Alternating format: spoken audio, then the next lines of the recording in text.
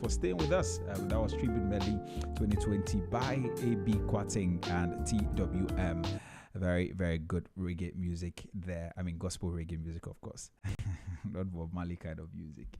But anyway, thank you very much. Let's get into our roundtable discussion for today.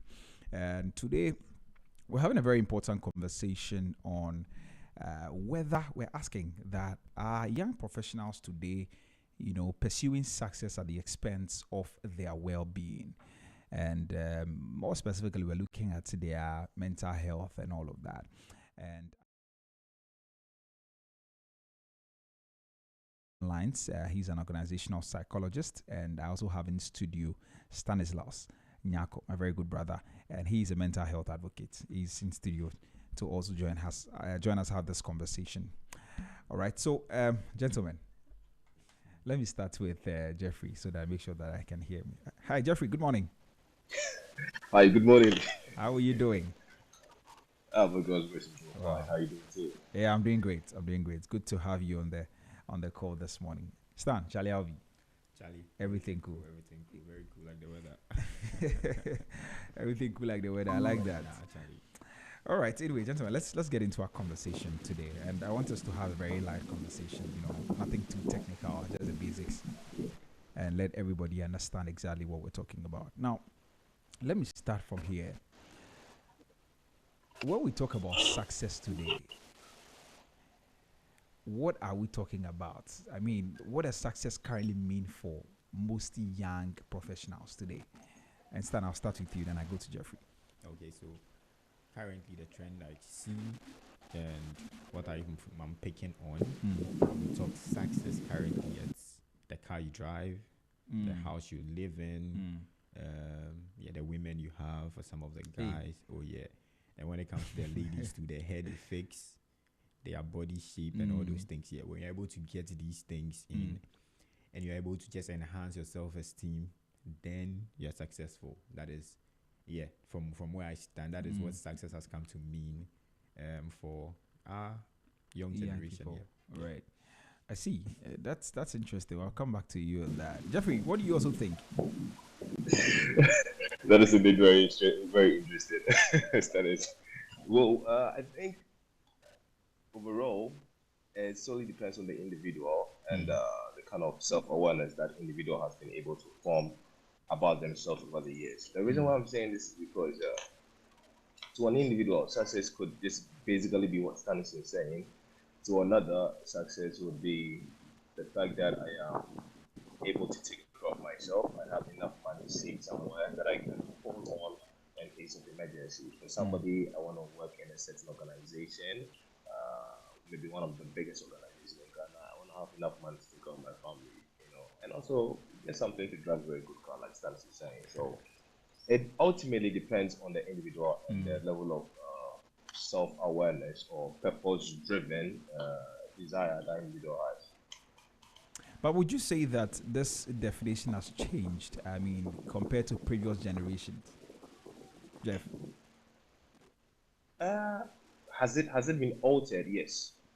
When you say it has been changed, it drives the narrative that we see it from a different perspective altogether. But I believe it has been altered greatly by social media, a culture we cannot run away from. Yes. Stan, what do you also think? Oh yeah, I think it has altered or changed anyway, from where you're looking at it. Yeah, because in those days, right, being successful meant a man being able to fend for his immediate family. Yeah. So if you're a man and you have 3 wives, you should be able to fend for all 3 wives. That was success.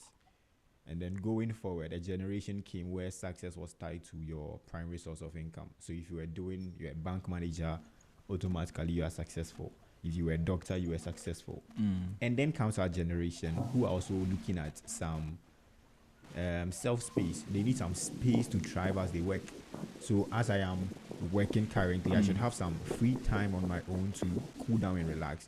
So if my work is taking that free opportunity from me, then I don't see myself as a successful person, because work is taking more of their life. They need some free time in addition to what they are doing.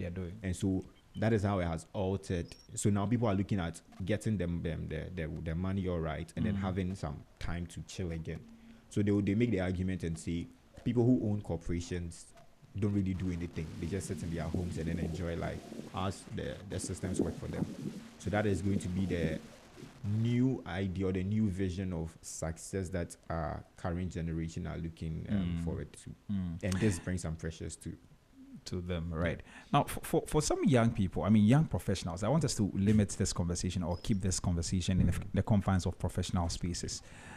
You talk about, you know, I mean, Jeffrey talks about the social media bit of it, and I think that is more inclined with the issue about the luxury and all of those things you mentioned when we started the conversation. But there's also that bit where employers are giving some sort of pressure to workers to be able to meet their targets and all of that. And Jeffrey, you're an organizational psychologist. You should be able to speak to this better. Is that something that we are seeing as well? Yes, there is something that's just like you rightly said in the very large part of your statement. You know, employers, and this employees, I'm talking about people who are above a certain line. You know, the managers, the supervisors. You know, they have certain quotas, they have certain objectives they have been set, certain targets that they have to meet.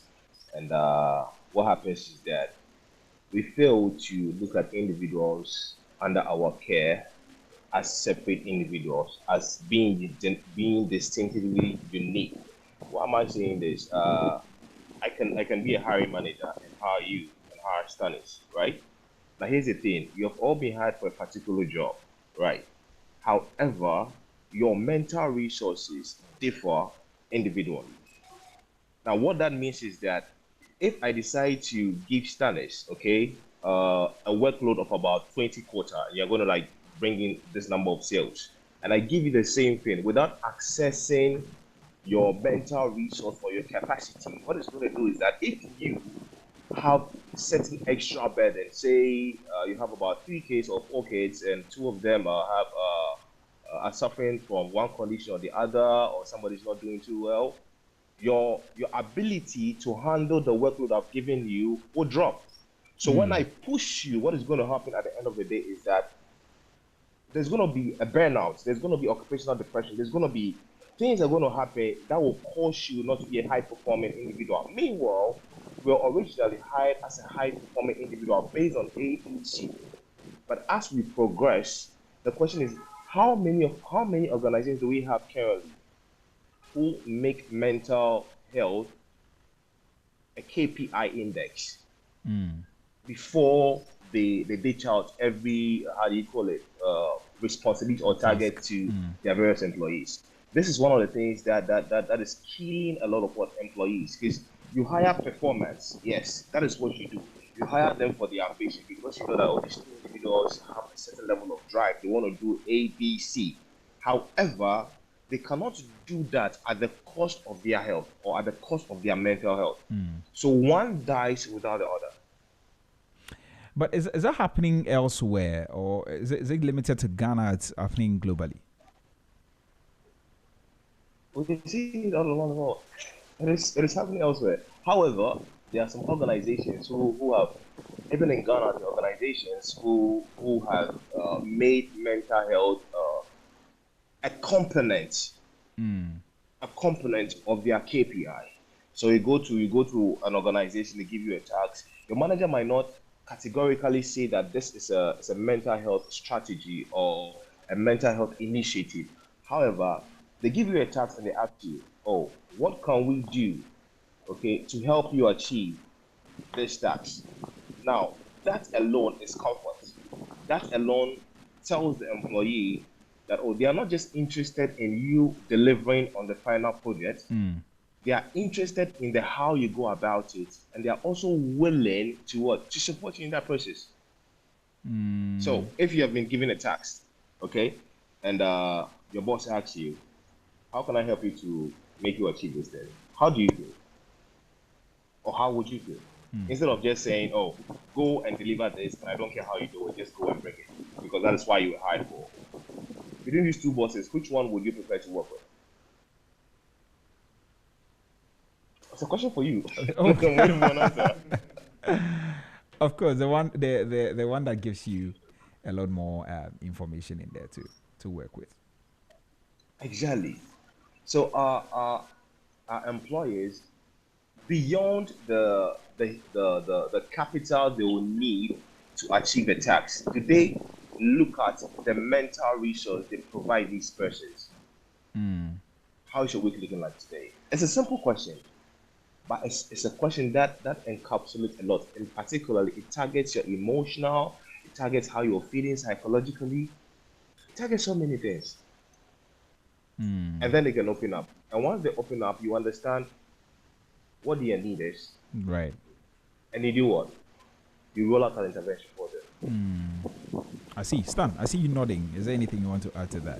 Oh yeah, so aside the occupational side of things, young professionals are trying to push themselves beyond their limits, partly because of what society also expects of them. For example, a young professional, this is a sad reality, but how we do a young professional is just got employed into a corporation or a job, and family is here, like, okay, yeah, so finally, say he becomes the breadwinner automatically at a very tender age.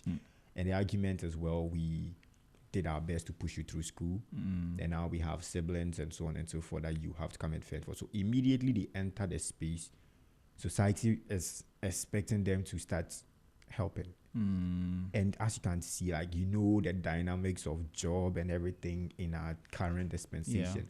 So this brings extra stress.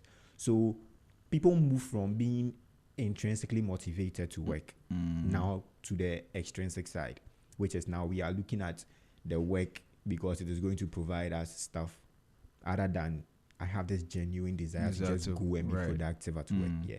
So when the motivation shifts, that is where we enter the other phase of, am I doing this in a healthy manner, or am I going into an adaptive phase, like a maladaptive phase, as I try to cope with the demands work brings? So some of the expectations that family brings, or the society, we are in a collectivist culture. Right. It may even go beyond your nuclear family. Extended family will also be wanting to tap from whatever it is you are earning. And this brings another stress, and they want to go beyond. So they try to push themselves more to the detriment of their mental health. Yeah. I see. So which conditions do people come to you? I know you engage a lot of people as an advocate. Yeah. People come to you. What kinds of challenges are they facing? So, but of course, we've established three things already. That social media is influencing people a lot. We've also talked about the fact that the society, I mean, you added that just now, and also even employers, all of these pressure coming, and they are all extrinsic and they're external. So maybe just before I come to the question I asked you, how problematic is that? Okay. So I just wanted to touch on one theory that makes a lot of meaning out of this one. So there is the self-determination theory. Okay. It banks on three things. It looks at autonomy, competence, and relatedness. Okay. So if a young professional is autonomous, it means that he feels the actions he's taking, he is in control of them. Right. If he is competent, it means that he can rely on the skills and the values he has to be productive. And then when it comes to relatedness, he needs to feel connected and valued by other people. Okay. So they argue that if these three things are in check, this person is going to thrive in what he or she does. Right. But it gets to a point. So these are factors to move intrinsic motivation. But when the external environment begins to now call the shots, so like the family example and everything we put inside, if they begin to call the shots, the motivation now moves from the relatedness and the competence bit, now go to the other side. So my competence is now based on how many quotas I'm able to submit, how many expectations I'm able to meet from the bosses. So it has changed from what I want to do and my competence level to what society, like what they are cutting for me to do now. Again, in the family setting that I mentioned, if I'm not able to pay rent for the family, if I'm not able to pay my little brother's school fees, then it means I am not as competent as I thought. When you're Jumana, you are still unable to do all of these things. So now, because of that, you begin to feel intrinsic motivation leaves the equation now. Now you are depending on extrinsic motivation. And that has not helped the mental health in any way. So what is the effect? The effect is a lot. There are a lot of effects. So we've mentioned burnout. So burnout comes with three dimensions. there is depersonalization. Depersonalization means you look at yourself and you look at what you are doing, and there's like a detachment from it. So you are looking at yourself and you can't even identify who that is anymore. That is how bad it gets. Yeah, that is the depersonalization bit of it. There is the fatigue that sleep cannot solve. So you are tired, you go to rest, you wake up, you are not rested enough. That is burnout. And all these things are tied to the stressor, which is having to meet the demands that extrinsic motivation is now bringing into the picture, or the demands that are coming to you externally. And so burnout is there, there's stress. And then, like you mentioned, what do people complain about? I saw a client recently, and he was in this state of hypervigilance. What's that? Hypervigilance has to do with as a symptom of anxiety in a chronic phase, where you are hypersensitive. Yeah, you are very sensitive to anything around you. There is this, it's like you are scared, or you're anticipating a fear. I see. Yeah, so he comes and then we are discussing what may be wrong, and he tells me he worked for a big company in Ghana for 11 years, and the stress was, he worked from like 7 to 7. Yeah, with minimal rest and all those things. And he's done this for like 11, 12 years. And the point is, like Jeffrey was saying, how many investors are going to sit down and take time to monitor? I know they are doing those things now, but maybe in those days, he didn't get that. So he was still working and compromising his health. And all he cared about was meeting quotas, and like, just as long as we are thriving, everything should be fine. And it has hurt him a lot. So currently, he's battling with high blood pressure, he's battling with the hypervigilance I mentioned. And so it's not just a mental health issue. No. It becomes somatic as well, because the link between your physical health and your mental health is not too far. And then they affect each other as well.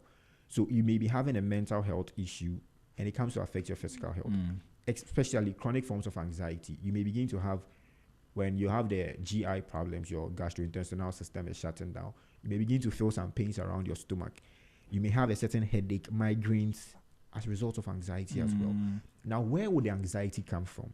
Your need to meet the quota.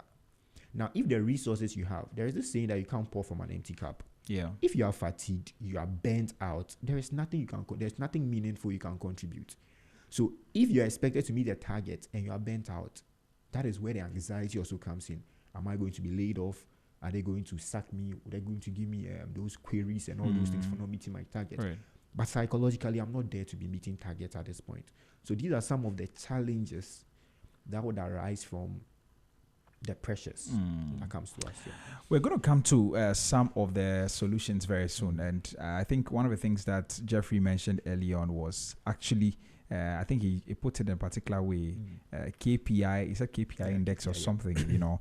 We'll look at that, I mean, bringing in mental health in there.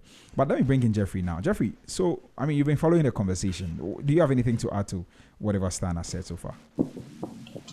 Yeah. Let me just quickly see that, in the work dimension, let me digress a bit and tell you something I used to do in school.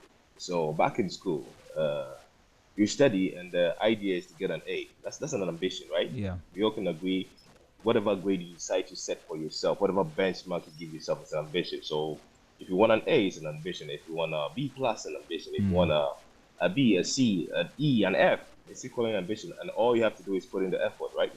Good. So this is what I tell myself. I tell myself that I don't need 100% to get an A. And this was after a lecturer exposed me to this thought. Now I want you to remember the word thought, thinking pattern.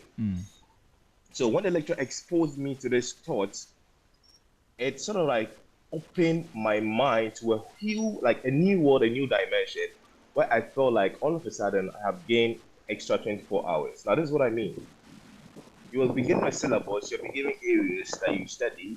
If in the semester you're able to do maybe 5 or 10 areas, right? Let's say 5. From this 5, they're going to set exams questions from all these 5 areas. My job now is not to have mastery over all 5. Yes, I'm going to study all 5. I'm going to go through all 5. But my job will be to, I set a target. Oh, probably I should have mastery over four of them or 3.5 of them. And once I set that tone, there is this level of calmness that comes. And I go into these exams and I write. I don't go inside panicking. I understand that all I have to do to make an A is 80%. Do you get the picture? All I have to do to make an A is 80%. I don't need to kill myself. I don't need to burn too much midnight candle. I don't need to cram things. I don't go into that state of panic. You know, prevention has always been a relatively far cheaper than the treatment, than the cost of treatment when it comes to any form of thing. Prevention has always been way, way, way cheaper than what? Than the treatment. Yeah. I wrote something here.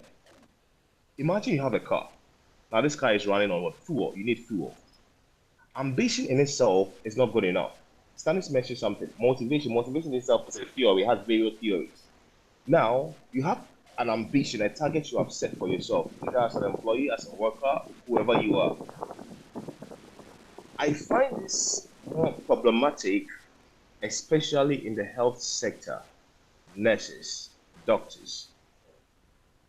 Recently, I was speaking to a nurse, and she has been put on night rotation for a whole month, right? What this means is that she's going to go to work overnight, back to back to back to back, right?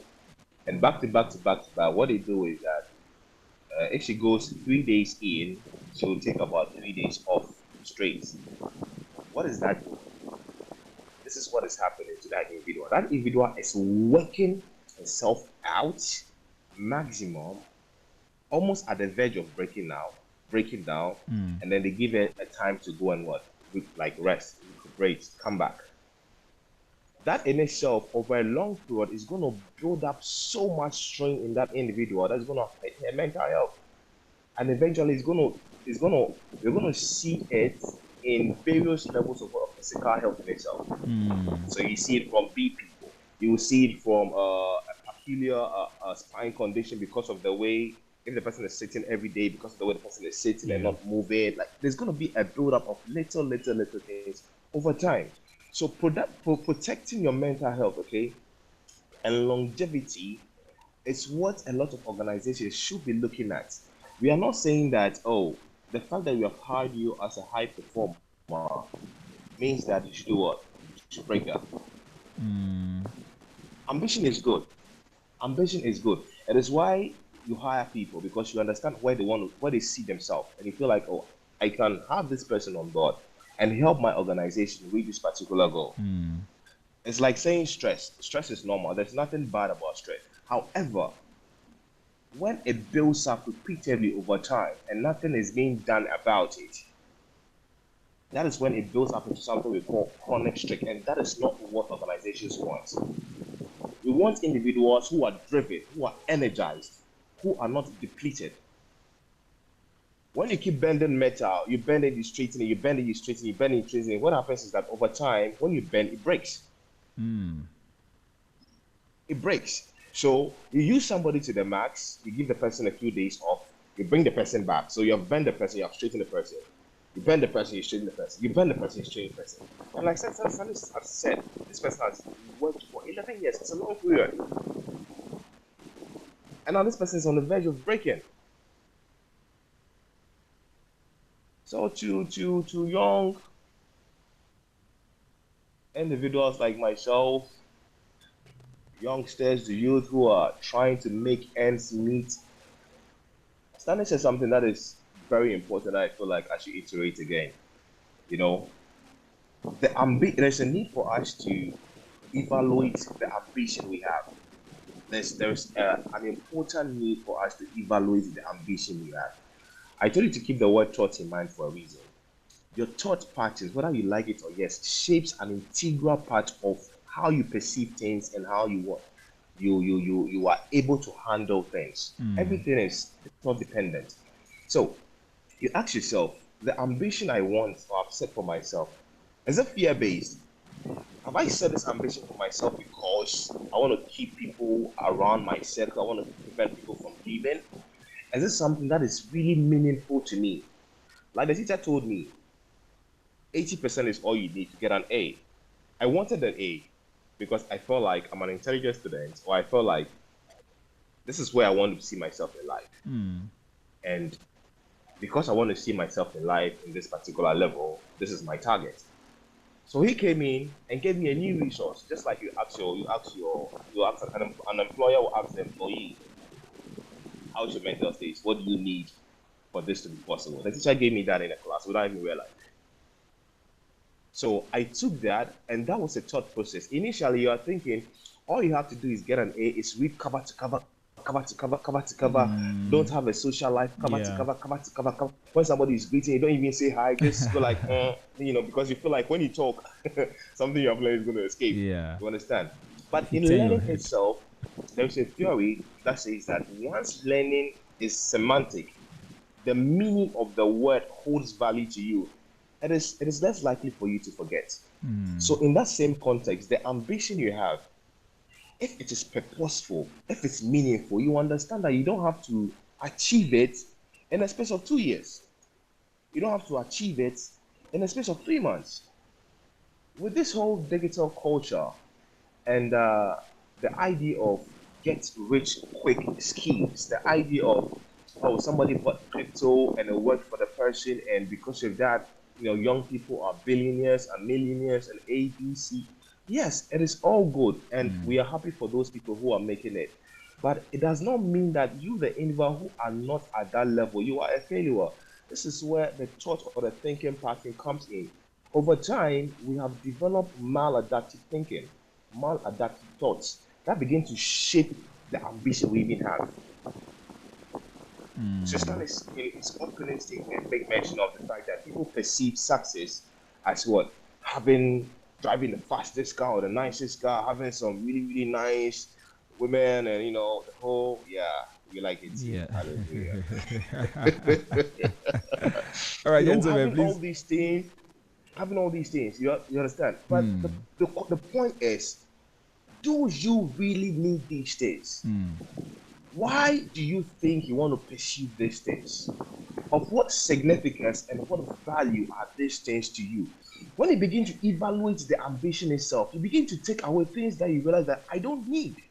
Because in about 5 years, in about 10 years, will these things still be meaningful to you? If not, then quit pursuing them. Right. Quit pursuing them. So if it's purpose-based, it becomes meaningful. Then that ambition and your mental health can be in homeostasis, can be balanced, can work together. And it's just like the ego, the super ego. The id, we have been told that it's an identity trait in personality that everybody is born with. So a child wants food, the child starts crying, the child will keep crying till you satisfy that desire of food. That is immediate gratification. However, there is a need for you to control that id, that thing we are calling id. There's a need for you to control it as the child is growing, because it will get to a point in a child's stage. It's not everything that a child can ask for that the child will be given or can actually acquire, or you can even provide for that child. And the ego comes in to regulate that desire, Right. and pin it against your morality. So once you begin to evaluate your ambition, what it does for you is that it puts you in a state of equilibrium, balance, where you feel like, oh, okay, this is the reason why I am looking at A, B, C, E, F, G. And if in 20 years, 30 years, this is not going to be meaningful, it's not going to be meaningful to me, or prosperity is going to see me in a different light, or people will use me as a bad example for their watch. Right. Then why am I pursuing this? Okay, Jeffrey. So very important. Yeah. So my next question to you, maybe in some 30 seconds, so that Stan can also come in. How can somebody really evaluate their ambition? I just give you the breakdown. So let me just go over it again. How can somebody evaluate their ambition? Yeah. First thing you ask yourself is, why am I pursuing this goal? Okay. If you're able to identify why you are pursuing that particular goal, you ask yourself, how meaningful is it to me? Then the next thing you're going to ask yourself is, because it might be meaningful to you today. It can actually be meaningful to you today. Then you ask yourself, in the next 5 to 10 years, how relevant will it be to me? Right. Now, if you go through this tweak process, you would have taken about 50% of things that is driving that ambition out that you will not need, and give yourself longevity to be able to accomplish a better task. The reason is simple. You have an ambition of, say, I want to build 5 houses in 5 years. That's a good ambition. What are you currently doing? How are you going to see that ambition come to pass? Are you going to work yourself to that? So you begin to work yourself, and before you realize, it's going to be after 5 years. You can't even work. The energy to work is no longer there. You have developed so many things at a very fast rate. All right. But if you ask yourself, oh, why do I need that 5 houses? Is this 5 houses very meaningful to me? What is the reason for needing these houses? Maybe I just need one for family, one for extended family, and one for my kids. Before you realize, you have cut down the houses to about 3 or 2. So I believe these are one of the ways in which you can evaluate the various ambitions that we have. You ask yourself some questions. All right, gentlemen, please hold on. Let me just announce the lines in case anybody wants to join the conversation. Well, 33 minutes after 9, this is the Business Breakfast on Z101.9 FM with me, Nature B. Hammond. And today we're talking about whether young people are sacrificing their well-being in pursuit of success. And my guest, Stanislaus Nyako, is in studio. He's a mental health advocate. And I also have Jeffrey Boache. He is an organizational psychologist. He joins me over the phone lines for the conversation. You are free to join us. Send us a WhatsApp if you have any questions. 0544321019, 0544321019. You can also call me on 030395661, 030395661, and then I give you the opportunity to share your thoughts with us this morning. We're streaming live on Facebook at ZFMGH and on YouTube at Z Multimedia. Please drop a comment there and I'll read them for you. All right, I think what we've done so far is that we've been able to establish the reason why young people are pursuing success. And Stan, you talk about some intrinsic things and also some extrinsic ones, external ones as well. I think Jeffrey also spoke about social media as one of them, and he says that one of the things that every young person needs to do is to evaluate their ambition, check whether whatever you are pursuing is even worth it. And that's just one of the things that we have to do. But Stan, you were talking about some of the problems that young people are facing today, and you talk about burnout, and you talk about stress as well, and also fatigue. Yes. Now, let's break it down for somebody who doesn't know what burnout is. What exactly is burnout, and how do you know that you are beginning to get burnt out? Okay. Yeah. So, even before I touch on burnout, I just wanted to put the other aspect of the conversation that hasn't come out. That is overachievement. I think we've not mentioned overachievement yet here.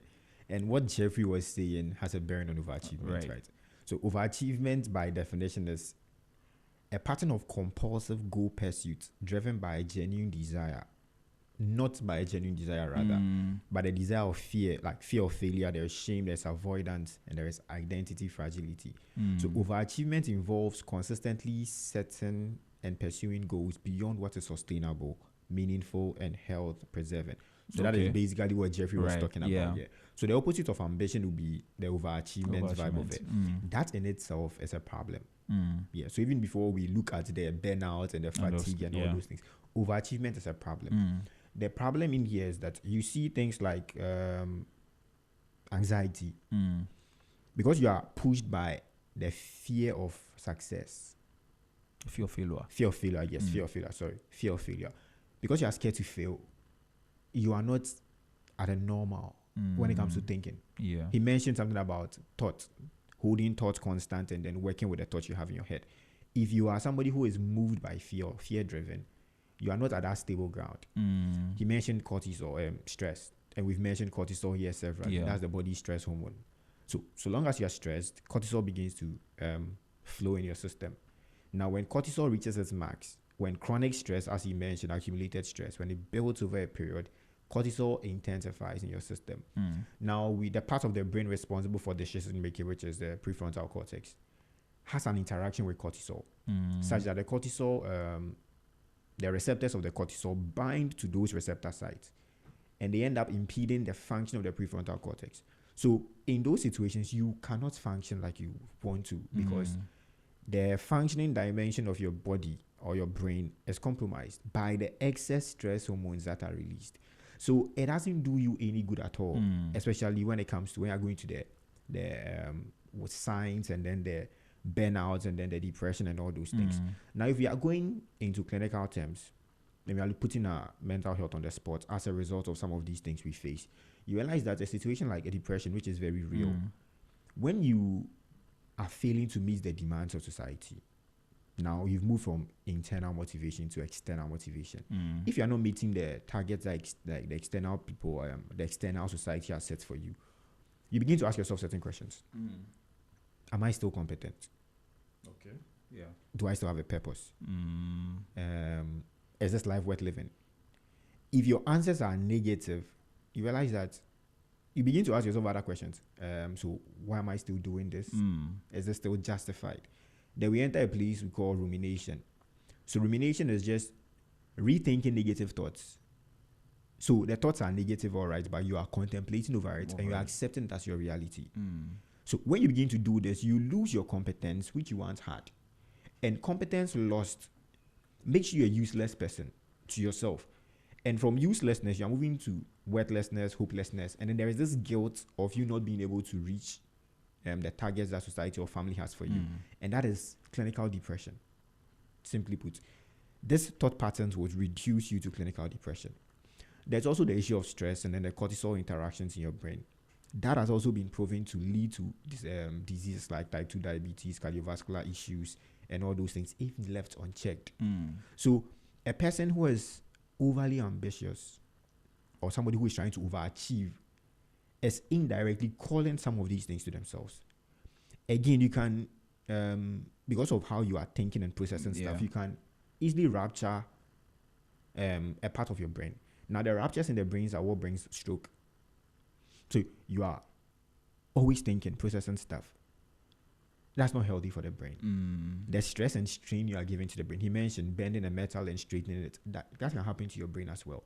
So this brain ruptures and aneurysms that are not caused out of a vacuum. Accumulated stress from some of these things, overachievement. You set the bar so high, you don't even know how you can meet it practically. And now your brain is supposed to be processing how can we meet it. And the back and forth can cause a burst. There's this boom in your brain, and then left side stroke, right side stroke, depending on where the part is, where the part that is affected.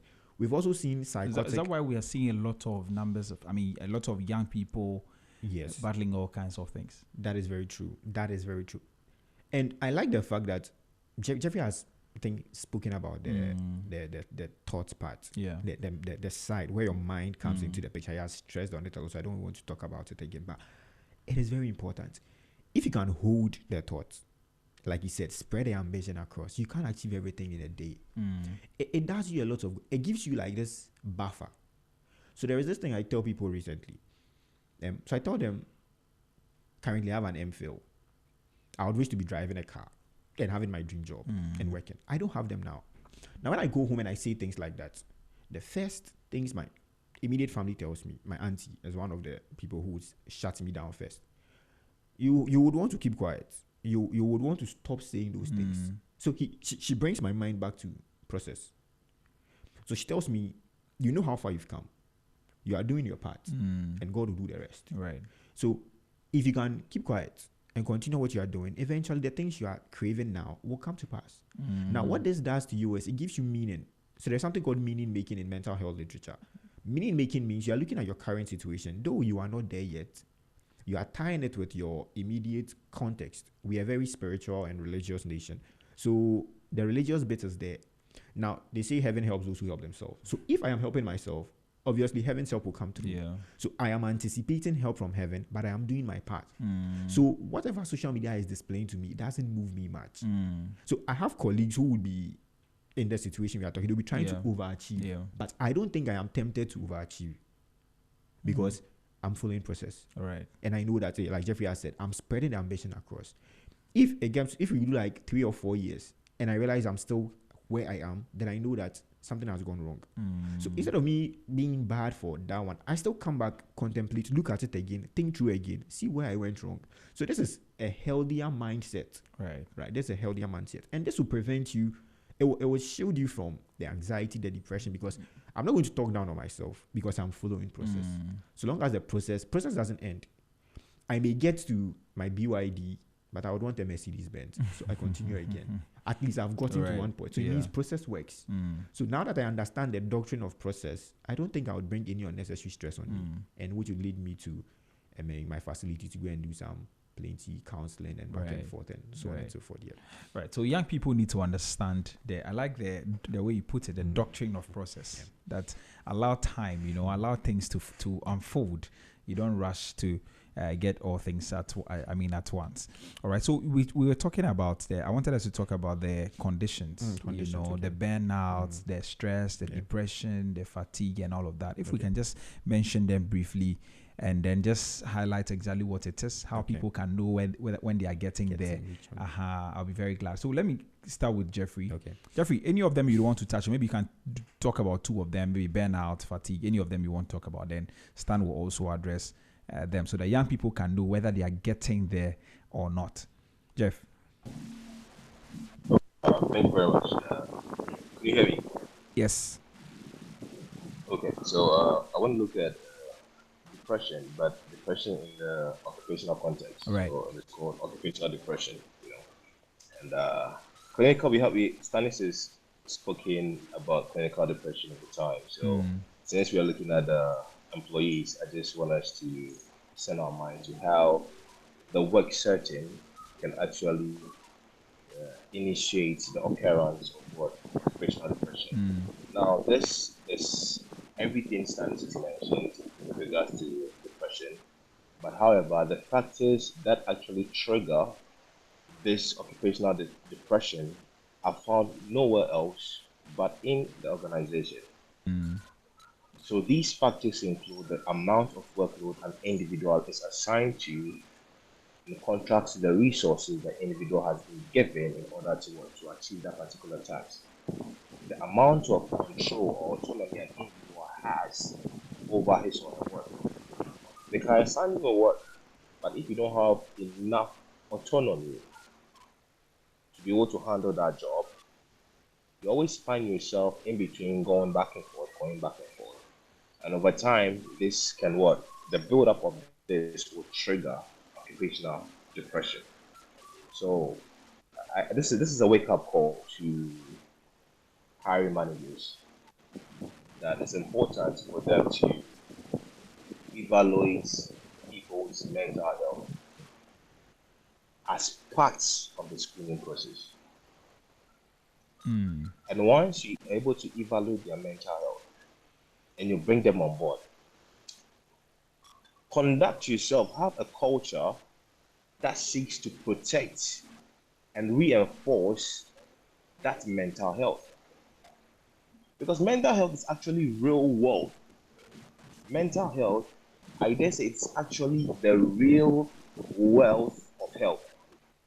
Because without you can have a headache, or you can have a little bruise on your arm and still go to work. But immediately something triggers in your mind, it's a whole different ballgame altogether. Forgetfulness can set in.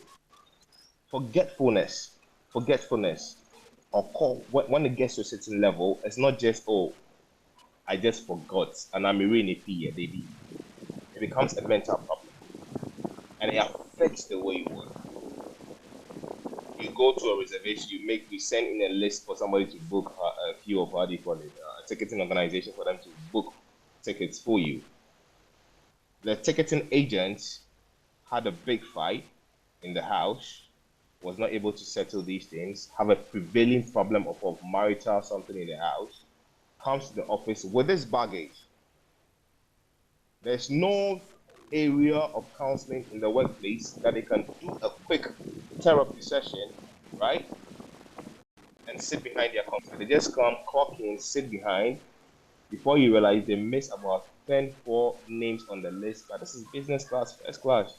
People's flights are delayed. Businesses are losing opportunity. And all you get at the end of the day is either somebody getting fired or gone with a warning, and somebody else losing their job. Right. Meanwhile, a problem that has been created has not been solved. I see. Right. So, do you think that policies are enough, or maybe there should be, or culture is more important in dealing with some of these things you talk about? Jeff. Yeah, hello? Yeah, Sorry. Jeff. Can you hear me? Hello. Hello? Yeah, Jeff. Can you hear me? Hello? All right. I think I lost him. We'll try and see if we can reconnect him. But yeah, Stan, you can also mention. Talk about any of them. Okay, so burnout. Some of the symptoms of burnout has to be with disengagement. There's this emptiness. I think I mentioned depersonalization earlier, where you are seeing a disparity between yourself and your body. So you're looking at yourself and it's like you are stepping outside yourself and you're looking at yourself and you're seeing someone you can't relate to. There's also the tendency of being emotionally withdrawn, especially at work. So you may be the fun type at work, cracking jokes and all those things, but it gets to a point when burnout is setting in, or for you to know you are entering burnout, you realize that energy to even make the jokes is not coming again. So you would rather want to be in your zone and then keep it like that. So there is also blunted emotions. So you may begin to be overly expressive and say things you're not supposed to say sometimes. Yep. And then there is also the part that is the scary part, which is you are very fatigued, but you are not relieved from rest. You sleep, you wake up, but you are still fatigued. That is also a sign of burnout. And then that should have a bearing on the work setting, because when you are entering depression, the rest you get when you are tired from depression and you sleep, it's not able to it won't do anything to the depression. It may help in burnout. Maybe you are extremely fatigued, so when you have a prolonged sleep, there's something I say, we can't cheat nature. So if you're having the episode and then you realize that now this is getting too tiring, too exhausting, and you need to have some rest, yes, go ahead and sleep. If you don't get enough rest, burnout will continue to persist. But if you're able to maybe take a vacation, a brief pause from all the work hassles, you realize that you recover from burnout. But that might not help depression in any way. So the work environment plus a reform helps the individual recover better when it comes to the burnout. Yeah. So work noticing that I can cause burnout, and then they put in reforms to, like Jeffrey is saying, all the things Jeffrey has said. Yeah. If an organization is listening and they want to put one or two steps in the right direction, burnout is going to greatly improve. Or it is going to decrease, actually. It is going to decrease, and people are going to have enough mental space to function. All right. So these are some of the things for burnout. Yeah. Okay, so maybe let me finally. Okay, I think our time is almost up, so let's just wrap up now. But so, what are some practical steps that young people or young professionals who currently feel pressure to succeed at all costs should begin to do, or what should they stop doing immediately? Now, I think Jeffrey mentioned the evaluation, as one of them. Yeah. You also spoke about understanding the doctrine of process. Yeah. What are other things? Is it like boundaries? What are some of the things that they should do? I think there's role conflict in this equation as well. What? Role conflict. So role conflict is just the experience of competing incompatible demands from two or more roles that an individual occupies spontaneously. So that is not far from what we have said earlier. So I am a young professional. That is who I am currently. Yeah. I am not yet a breadwinner. So let's draw the line. Let's get it straight. Okay. Yeah. I know I may have demands. You see, so some of these things comes back to communication. I think we had a conversation on communication some time back, and that was one thing that I appreciated a lot, because everything in this life comes down to communication. If a young professional can be frank with family and tell family that, you know what, I may be able to help, but give me 6 months. Now, mind you, before I got a job opening or the opportunity, we were managing. We may not be there yet, but we were managing. So now that I have gotten the job, I will be in a better place to help after 6 months. Else, I would lose my job. So that role conflict has to be clarified. The person has to get family to understand that, you know what, give me some time. Let me just build myself up. In the Ghanaian context, this is not something that the family takes lightly. So you need to push your point. So the absence of an intervention to curtail the role conflict is what leads to overachievement. So you realize that if you are not settling this role conflict, which is the smaller issue, you compromise your mental health and your work life can go down the drain. So I think we should focus on the role conflict, defining the rules, getting family to know that, we know we have a duty to family. And if you can even extend this to the workplace, right, you can have frank conversations. I encourage that a lot. Talk to your HR. HR, please, we feel like these quotas you are setting, yeah, they are good for the advancement of the company, but they are also detrimental to our mental health. Now, which would you rather have? Having healthy people to work for you every day, or having people trying to meet quotas and break down across the somewhere across the line? Yeah, it really doesn't help. There's one thing that I picked up from my cousin. He says, it is better to live and fight another day than to die trying. I don't think this notion is in the heads of the corporate entities a lot. But I feel like if they can slow down a lot and prioritize mental health, it will go a long way to help them better than it's helping their people. Right. So they are going to have a holistic development. They are building their people up, and they are getting their quotas as well. Yeah. All right. Okay, Stan, thank you. Let me hear from Jeffrey as well. Jeff. Yeah. Yes, good to have you back. So I would want you to, Stan just spoke to young professionals and he says that they should be able to define their roles. You are speaking about evaluating their ambition so that you know that you are within limits or not and all of that. Is there any other thing you'd want to, but maybe you should, okay, Stan spoke to employers already, so I don't want to limit it to that. But feel free to add your voice to that. If there's any young professional listening to us, so what should they do or what should they stop doing? Yeah, I believe I'll tell them to redefine what enough is. Setting boundaries. When you decide to rest, when you decide to go for a walk, when you decide to have a small talk with somebody after work, just tell the person about how your day went. You might think it's just something not realistic. You might think it's a time waster, but in actual sense, these are things you can put in place for yourself, that can allow you a breathing space for you to offload any baggage you took from work, so it does not become a mental weight sitting or a mental burden sitting somewhere occupying space that you're supposed to use to do other things. So, set some boundaries, go for a walk, talk to somebody. It is not laziness. It is prioritizing your mental health, and that in itself is an ambition. So to young people out there, go for that walk. Have that off the office hours, have the communication with that one friend you want to gossip with. Just gossip about your work. Don't go. Let me draw this line. Don't go exposing secrets about our organization to those people. Just tell them about how your day went, and what are the things you are currently dealing with. Just talk about these things. They might not have an answer for you, but they will help you in offloading that burden. Right. They will help you. And most importantly, just redefine what you are calling enough. Because ambition is saying, I want more. Mental health is saying that, hey, that more can kill you. Put some brakes on it. So how do you define enough? Because you'll keep going and keep going and keep going and keep going, and you don't want a crash and, it is not a crash and break course. No. So define what the enough is for you. And once you're able to define that enough, you do certain things, about 3, 4, 5 things in a day, you're good to go. Your to-do list is a major enough for the day itinerary. Young people in this generation do not prioritize a to-do list. They should prioritize that because it helps put a brake on that ambition or that over ambition that can kill you. Right.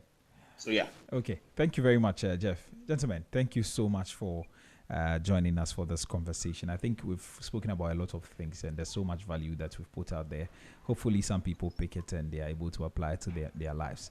But Stan, thank you very much for coming. Thank you for having me. And Jeff as well. Yeah. So Jeffrey Boachi is an organizational psychologist. He joined us over the phone lines, and Stanislaus Nyaku is a mental health advocate, and he also joined us in studio for this all-important conversation.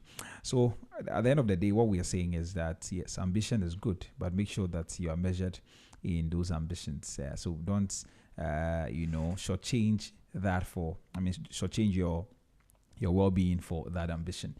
Yes, make sure that you are working alongside both of them. Take care of your mental health as well. And this month is Men's Mental Health Month, right? We'll have a conversation on that next week, God willing. All right. So thank you very much for staying with us right here on the Business Breakfast on Z101.9 FM. This is how we wrap up. We're back again tomorrow for some more interesting conversations. Until then, please take care of yourself. And when you think Ghana, think Z. My name is Ni Trebi Hammond. Up next is The Brighter Side with Jeremy Okoria Marco.